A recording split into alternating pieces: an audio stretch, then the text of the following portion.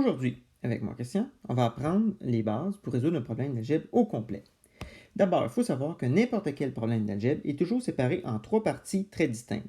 Ici, je les ai mis bien en évidence dans l'exemple typique que j'ai inventé pour illustrer une telle situation. Ce qu'il y a de bien avec ces parties-là, c'est que dès qu'on les a discernées et bien séparées, on va être capable de résoudre n'importe quel problème parce que c'est toujours de la même façon. La première partie d'un problème d'algèbre, c'est l'établissement des variables. L'établissement des variables. On reconnaît facilement cette partie-là avec des phrases du type 2 de moins que le double de, ou 3 de plus que le triple de, etc. Dès qu'on voit ce type de phrase-là, on se dit, oh, là, on en est à l'établissement des variables. Justement, avec l'exemple ici, l'exemple typique, quand on lit une phrase comme la base d'un rectangle est le triple de sa hauteur, ce type de phrase-là me dit que je suis à la partie établissement des variables. L'autre partie, c'est la partie équation. C'est là où il y aura le égal. Cette partie-là aussi peut être difficile à discerner ou à décoder. Souvent, on va voir un nombre apparaître qui semble un peu hors propos ou hors contexte. Comme ici, le périmètre il est de 24 cm. Probablement que l'équation finit par un égal 24. Un professeur va vouloir mêler les quatre, rendre les choses un peu plus compliquées en ne mettant pas un nombre comme ça. Souvent, il va dire qu'il y a deux façons différentes d'écrire la même chose. Dans ce temps-là, on sait qu'on va mettre un égal entre ces deux choses-là, de sorte que l'équation va apparaître d'elle-même. Et finalement, la dernière partie d'un problème d'algèbre, c'est la question à laquelle on tente de répondre.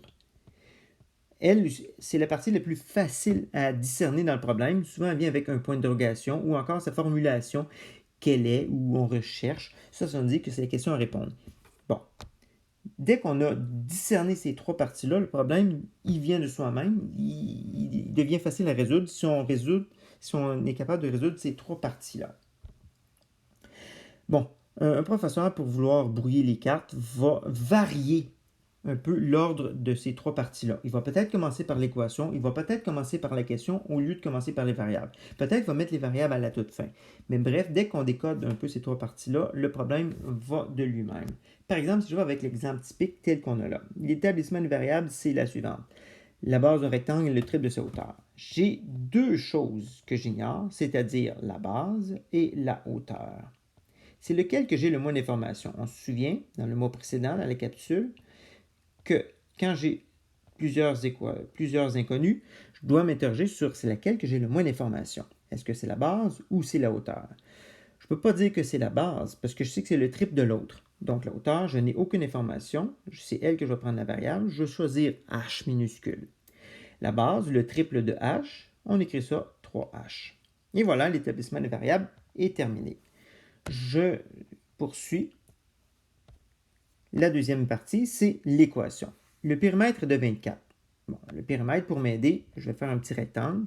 La hauteur, elle est de h et la base, elle est de 3h. Donc, pour faire le tour, j'aurai besoin de 3h plus 3h plus un autre h. Ça, c'est l'équation à résoudre.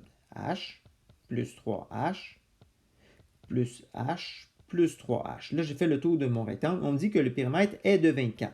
Donc, ça se traduit avec l'équation égale 24. Comme j'ai appris le mois précédent, on va mettre les termes semblables ensemble. Ici, il y a h plus 3h rendu à 4, 5, 6, 7, 8. Donc, pour faire le tour de mon rectangle, j'ai besoin d'avoir 8h. Et ça, c'est égal à 8h. Toujours avec ce que j'ai appris précédemment, je dois enlever le fois 8 qui est avant le h. Pour ça, je vais faire le contraire, c'est-à-dire diviser par 18, de sorte que le fois 8, il va disparaître. Et je me rendrai compte que le h, il vaut 3. Alors, on pourrait tenter de croire que le problème est résolu, mais ce n'est pas vrai. Je retourne en haut et toutes mes inconnues ne devront plus être connues. Je dois les rendre connues. Alors, la hauteur, c'était quoi le h? C'était la hauteur, ça vaut 3 cm. Et la base, le triple, 3 fois 3, j'arrive à 9 cm. Maintenant que plus rien qui est inconnu, c'est le moment pour moi de répondre à la question. La question, c'est quelle est la mesure de sa base? Donc, moi, je cherchais elle. Je retourne en bas pour conclure mon problème. La partie réponse, le dépendamment si votre enseignant exige une phrase complète ou non. C'est là que la réponse, on dit que la base recherchée, la base, elle valait 9 cm. Et voilà. C'était comme ça qu'on résout un problème d'algèbre au complet.